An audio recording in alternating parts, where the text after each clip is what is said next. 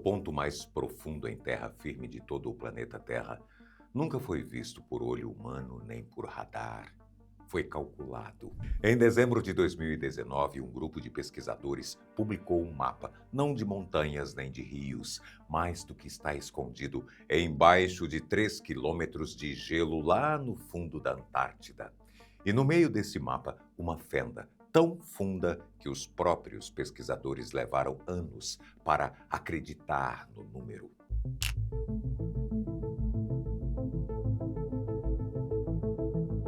O lugar tem nome: Geleira Denman, no leste da Antártida.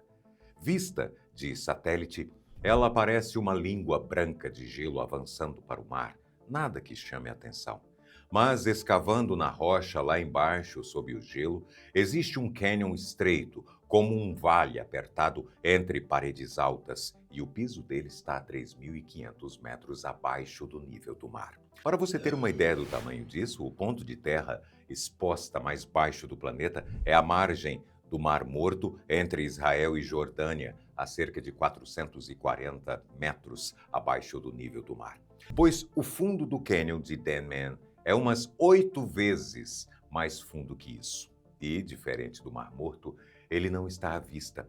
São 3 quilômetros de gelo entre a superfície e o fundo. A largura fecha a escala. 20 quilômetros de ponta a ponta. A travessia de uma cidade média, tudo completamente preenchido por gelo, não por água. Aí vem a pergunta óbvia: e a Fossa das Marianas? Ela é a mais funda, quase 11.000 metros, mas a Marianas é oceano, água. O cânion de Denman tem rocha sólida no fundo e quilômetros de gelo por cima. É terra firme, o ponto mais fundo que a crosta da Terra atinge em terra firme em qualquer lugar do planeta. O recorde foi registrado no Guinness em dezembro de 2019 e o mais surpreendente é o quanto o lugar era subestimado. A fenda era cerca de 2.000 metros mais funda do que as estimativas antigas diziam, não porque o cânion fosse novo, mas porque ninguém conseguia medi-lo direito. Motivo? Calma lá, a gente já chega lá. Olha só, tem um globo terrestre decorativo no link da descrição, preto, com os continentes em dourado, lindão maneiro, que dá uma cara de explorador para qualquer estante. Presente certeiro para quem ama geografia. Agora o que interessa.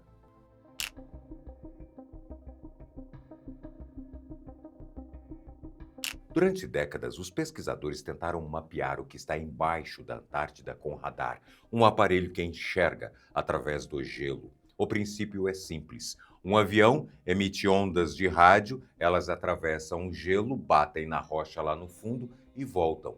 O tempo que o sinal leva para ir e voltar diz a distância. É o mesmo princípio do sonar usado no mar, só que no ar, com o gelo no lugar da água. O problema é que isso funciona bem quando o fundo é plano. Numa fenda estreita e profunda, o radar falha e o motivo é esse. Quando o avião passa por cima do cânion, o sinal não desce só em linha reta, ele se abre e atinge também as paredes laterais da fenda. E as paredes estão mais perto do avião do que o fundo. Então o eco que bate na parede volta primeiro e o aparelho se confunde, registra esse retorno como se fosse o fundo. Resultado, o cânion parece muito mais raso do que é. Quanto mais fundo e mais estreito o cânion, mais o aparelho mente. Os pesquisadores tinham os melhores instrumentos, voavam as rotas certas e o cânion continuava invisível, escondido atrás do próprio eco, que deveria revelá-lo. A solução veio de um caminho diferente, não de um aparelho mais potente, mas da física. A equipe responsável era a do Bad Machine, o modelo de computador que gerou o mapa mais detalhado já feito da rocha sob o gelo da Antártida. O pesquisador que liderou o trabalho, Mathieu Morligan, resumiu o impasse. Os mapas antigos sugeriam um cânion mais raso, mas isso não era possível. Faltava alguma coisa. O método que eles usaram se chama conservação de massa.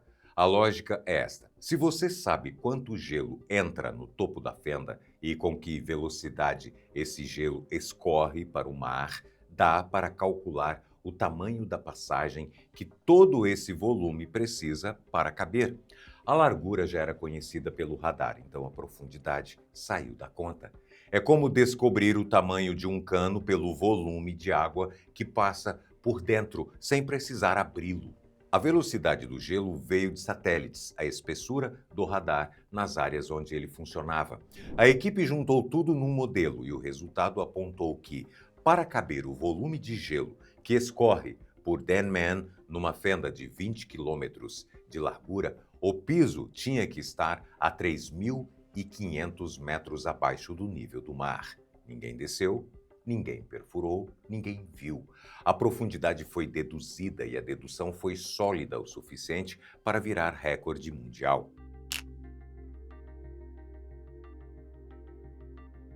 Este é o recorde, o ponto mais fundo em terra firme do planeta, mas fica a pergunta: o que será que existe lá dentro? A resposta, dentro do cânion, é quase um anticlímax. Não tem lago escondido, não tem mundo perdido, tem gelo, gelo sólido, acumulado por milhares de anos e prensado naquela fenda. Nada se mexe ali. Mas a história não termina no gelo. A geleira Denman não fica parada no continente, ela escorre até o mar e na ponta, onde o gelo encontra o oceano, existe um fundo de mar que os cientistas sempre imaginaram ser quase morto, frio, escuro e fundo demais para a vida. Em março de 2025, um navio quebra-gelo australiano passou cerca de 2 meses ali, na primeira expedição dedicada a estudar o fundo ao redor da geleira Denman. E o que tiraram do fundo surpreendeu todo mundo. Arrastando redes pelo leito do mar na borda da geleira, a equipe encontrou vida, e vida estranha. Estrelas do mar do tamanho de um prato de jantar, aranhas marinhas do tamanho de uma mão aberta, polvos que só vivem naquelas águas congelantes e os chamados porcos do mar, uns pepinos do mar rosados que rastejam pelo fundo. No total, animais de 14 grupos diferentes e vários deles provavelmente novos para a ciência. Um ecossistema inteiro num lugar onde quase ninguém esperava achar nada. Só que o objetivo principal daquele navio não eram os animais, era o gelo. A missão era medir o que a água quente do oceano está fazendo com a geleira Denman por baixo. E bem na borda da geleira, os instrumentos detectaram uma corrente forte de água passando ali embaixo. Os cientistas ainda estão tentando entender o que isso significa, mas é esse encontro entre a água do mar e a base do gelo que pode transformar o recorde de Denman numa ameaça real. E é aqui que a gente volta àquela promessa do começo. Aquele mesmo cânion gigantesco que guarda o recorde tem um detalhe no formato que tira o sono de quem estuda geleiras. É o que chamam de leito retrógrado. O piso do cânion não desce em direção ao mar como seria de esperar, ele fica mais fundo conforme avança para dentro do continente. Quanto mais você caminha para o interior, mais o fundo afunda. E esse formato cria uma armadilha. O risco aparece quando se olha onde a geleira termina. Ela não para na praia, avança sobre o oceano como uma plataforma flutuante apoiada na rocha num ponto específico chamado de linha de fundamentação. É ali que o gelo deixa de estar apoiado na rocha e passa a flutuar sobre a água. Se a água do oceano, esquentada pelas mudanças climáticas, entra por baixo dessa plataforma e derrete a base do gelo, esse ponto de apoio recua para dentro do continente. Num fundo plano, esse recuo vai devagar, mas com a rocha inclinada para dentro, cada metro que a linha recua coloca o gelo sobre um chão mais fundo, o que expõe mais gelo à água quente, o que acelera o derretimento, o que empurra a linha ainda mais para dentro. É um ciclo que se alimenta sozinho. Uma vez que começa, pode ser difícil de parar. E não é hipótese. A geleira Denman já está recuando. Entre 1996 e 2018, em 22 anos, o ponto de apoio do gelo recuou 5,4 quilômetros em direção ao continente. E o lado que recuou foi justamente o do cânion mais fundo. A NASA documentou esse movimento por satélite e foi direta. A geleira está perdendo parte do seu apoio. A projeção mais citada, e é uma estimativa de modelo, não uma certeza, é que se a geleira Denman derretesse por inteiro, o nível do mar no mundo subiria cerca de 1,5 metro. Para ter dimensão, 1,5 metro a mais no mar não é uma maré alta. É a diferença entre uma cidade de litoral protegida e uma cidade de litoral inundada para sempre. Estamos falando de partes de Miami, de Amsterdã, de Veneza, de Jacarta. Cidades que hoje existem acima da água poderiam ficar abaixo dela. Não num dia de tempestade, mas de forma permanente. Vale repetir, isso é o que os modelos projetam para um cenário de derretimento total. Não é o que vai acontecer amanhã. A geleira ainda tem 3 quilômetros de gelo por cima do cânion e o processo levaria décadas. Mas o recuo de 5,4 quilômetros em pouco mais de 2 décadas mostra que ele já começou e a inclinação da rocha significa que quanto mais recua, mais difícil é reverter. Esse é o detalhe que o Bad Machine tornou visível. Não só o recorde, mas o ponto fraco. O cânion está lá agora, 3 quilômetros abaixo da superfície, no escuro e no silêncio, cheio de gelo acumulado ao longo de milênios. E se o ponto de apoio continuar recuando, esse abismo escondido não vai ficar para sempre embaixo do gelo. A água sobe e chega à costa. Quando a gente pensa no fundo do mar, a primeira imagem que vem à cabeça é a escuridão total. E, de fato, a 1.000 metros de profundidade, a luz do sol desaparece por completo. O mar se transforma num ambiente totalmente escuro, onde a temperatura cai e a pressão aumenta exponencialmente. É nesse cenário que começa uma das zonas menos conhecidas da Terra, a Zona Hadal. Uma faixa abissal que vai de 6.000 até 11.000 metros de profundidade. Mas o que mais surpreende é que, mesmo nessas condições, existe vida.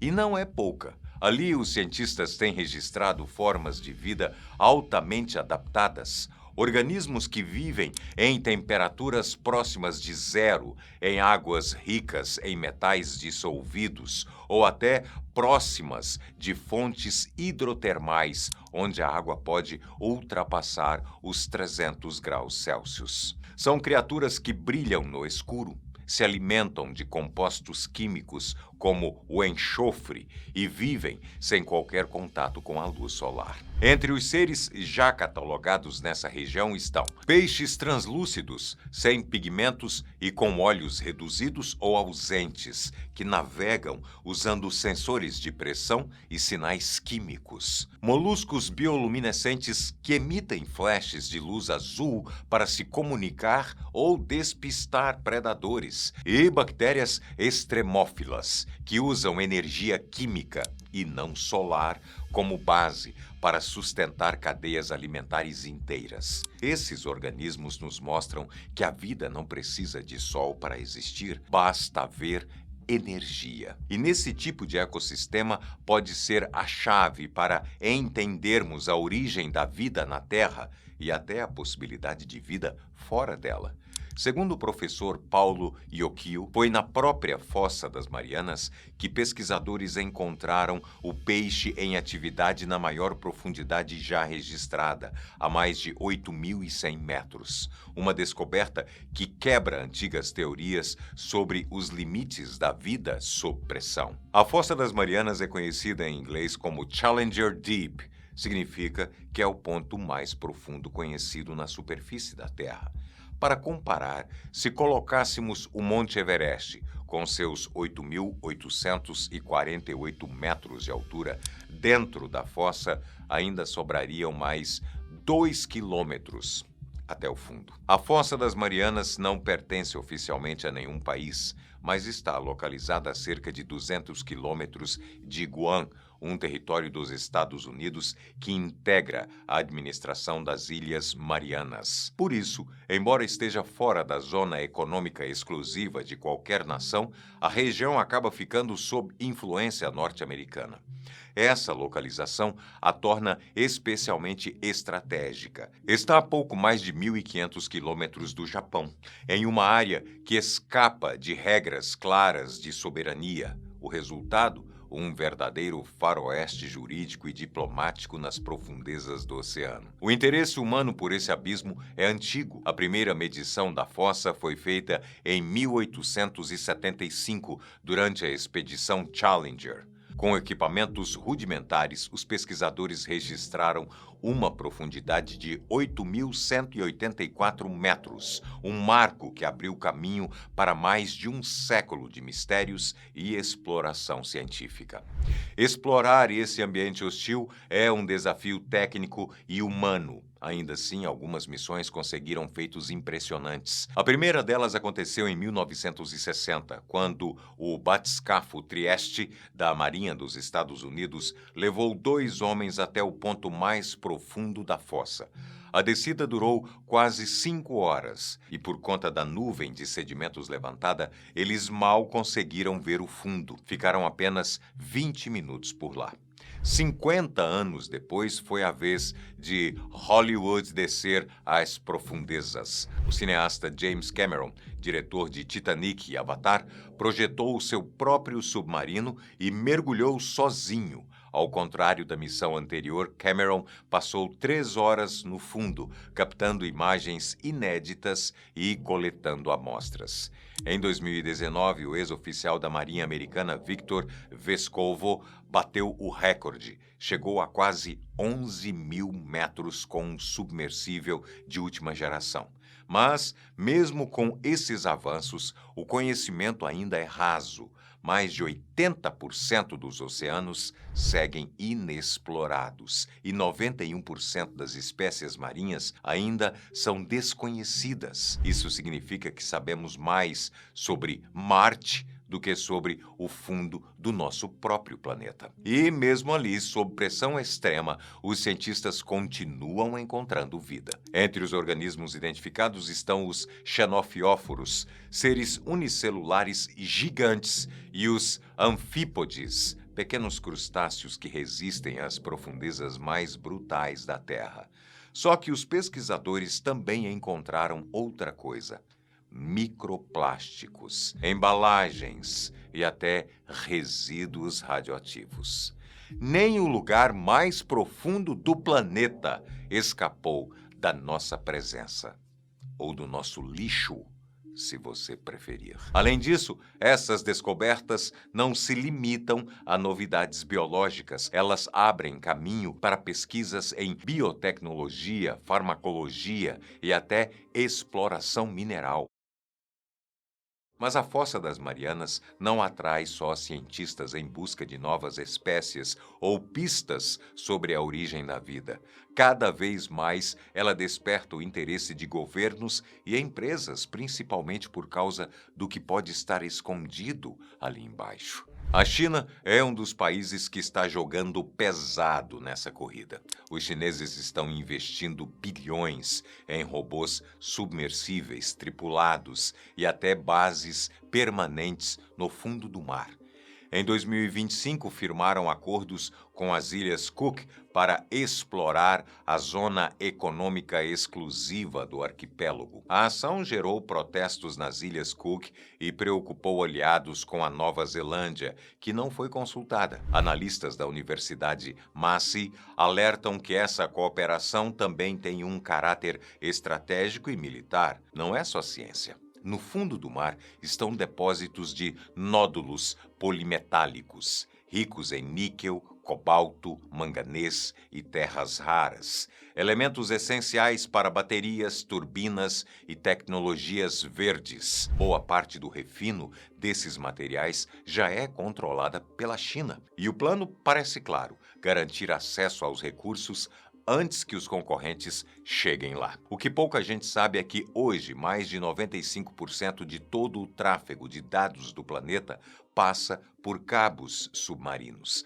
São mais de 1,4 milhão de quilômetros de cabos conectando continentes, ilhas e países inteiros, quase 35 voltas na Terra. E acredite, boa parte dessas estruturas está em áreas profundas, vulneráveis e fora do alcance dos olhos. A China já desenvolveu robôs capazes de manipular ou até cortar esses cabos, e embora o uso declarado seja para manutenção, o potencial estratégico é evidente. Aliás, se você achou isso curioso, comenta aqui se quer um vídeo sobre os cabos submarinos e os riscos digitais lá do fundo do mar. E antes de seguir, um pedido rápido. Segundo as estatísticas do canal, 75,1% das pessoas que assistem nossos vídeos ainda não são inscritas.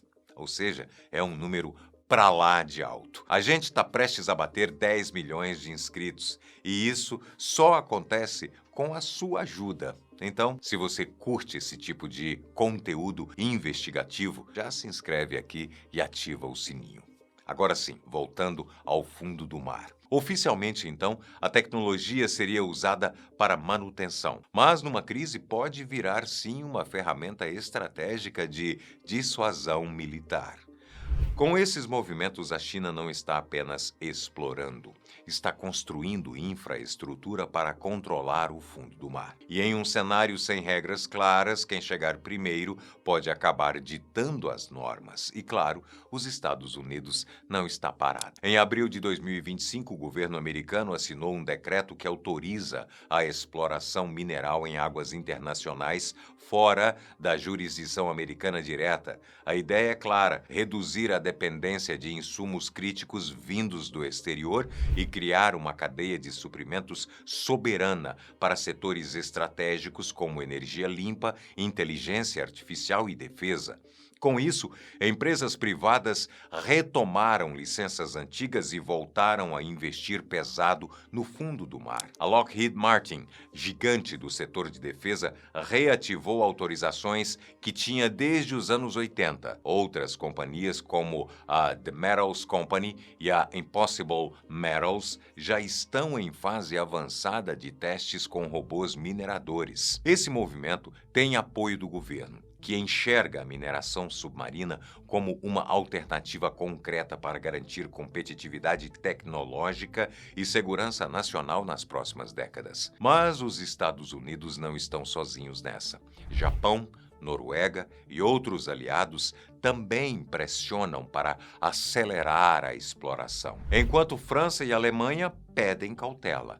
E no meio disso tudo, o fundo do mar virou palco de uma nova corrida global. Só que, dessa vez, o que está em jogo não é ouro. É o futuro energético e digital do planeta. Baixo de milhares de metros de água, repousam recursos que podem redefinir a economia global. No fundo do mar, especialmente nas regiões próximas à Fossa das Marianas, há uma concentração impressionante de nódulos polimetálicos, formações ricas em níquel, cobalto, manganês, cobre e terras raras. São esses os elementos fundamentais para fabricar baterias de veículos elétricos, turbinas eólicas, painéis solares, equipamentos militares e até componentes de inteligência artificial. Ou seja, a base da transição energética e tecnológica do planeta está ali. Hoje, mais de 90% do refino desses materiais está nas mãos da China,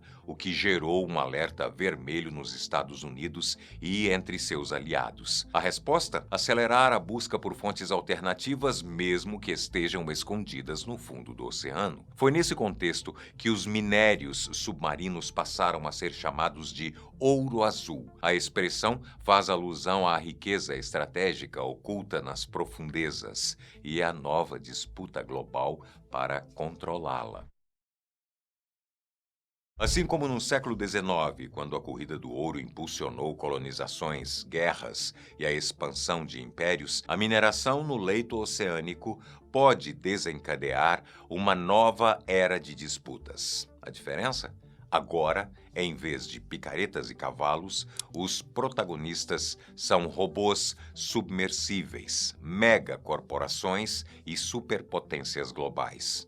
Só que essa corrida por minérios submarinos traz um problema que ainda não tem solução clara: os impactos ambientais. Estudos recentes alertam que a mineração em águas profundas pode causar danos irreversíveis a ecossistemas que levaram milhões de anos para se formar. Algumas áreas funcionam como sumidouros naturais de carbono e sua destruição pode liberar gases armazenados há milênios, afetando diretamente o equilíbrio climático do planeta. Além disso, a movimentação de sedimentos pode sufocar habitats inteiros. Pior, há espécies que ainda nem foram descobertas e podem ser extintas antes mesmo de serem catalogadas. É por isso que cientistas e ambientalistas vêm pedindo uma moratória global.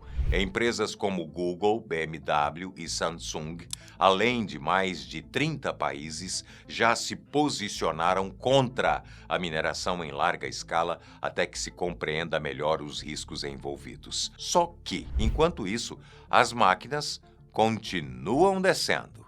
No centro desse debate está a ISA, Autoridade Internacional dos Fundos Marinhos, ligada à ONU. O órgão tenta estabelecer regras globais para a mineração submarina, mas o processo é lento, cercado por disputas políticas, lobby corporativo e falta de consenso entre os países. De um lado, empresas e potências querem começar logo, temendo perder terreno na nova corrida por recursos. De outro, pesquisadores e ativistas pedem mais tempo, mais estudos e, principalmente, mais responsabilidade. E aí entra o verdadeiro dilema: como conciliar avanço tecnológico com proteção ambiental? É possível explorar o fundo do mar sem destruí-lo? A verdade é que ainda sabemos pouco sobre os impactos dessa exploração. Alguns especialistas alertam que ecossistemas afetados pela mineração poderiam levar séculos ou nunca mais para se regenerar. Explorar as profundezas da Fossa das Marianas ainda é uma missão arriscada e limitada. As pressões colossais exigem submersíveis altamente resistentes e cada descida custa milhões de dólares. Ainda assim, a curiosidade e a ambição humana insistem em ir mais fundo. A cada mergulho, o fundo do mar vai deixando de ser um mistério completo, mas segue nos mostrando que, por mais que avancemos, ainda conhecemos muito pouco do nosso próprio planeta. A Fossa das Marianas é mais do que um ponto no mapa. Ela representa uma nova fronteira de conhecimento, de riqueza e de poder. Mas uma coisa já ficou clara: o fundo do mar deixou de ser só um limite físico, virou fronteira científica, econômica e geopolítica. Nos próximos anos, a disputa por esse território invisível promete esquentar. E o que está em jogo não é só o que vamos encontrar lá embaixo, mas o que isso tudo pode mudar aqui em cima. Mas vem cá, e se nós te disséssemos que o Brasil também guarda segredos escondidos no fundo do mar? Há pouco tempo, uma ilha completamente desconhecida foi descoberta no litoral brasileiro, e não é só uma questão de geografia, ela pode mudar a forma como entendemos a história da nossa própria descoberta. Uma falha nos registros? Um detalhe ignorado por séculos? Ou a ponta de algo ainda maior? Clica na tela e vem para essa próxima descoberta. Eu sou o Boco e esse é o canal Top 10.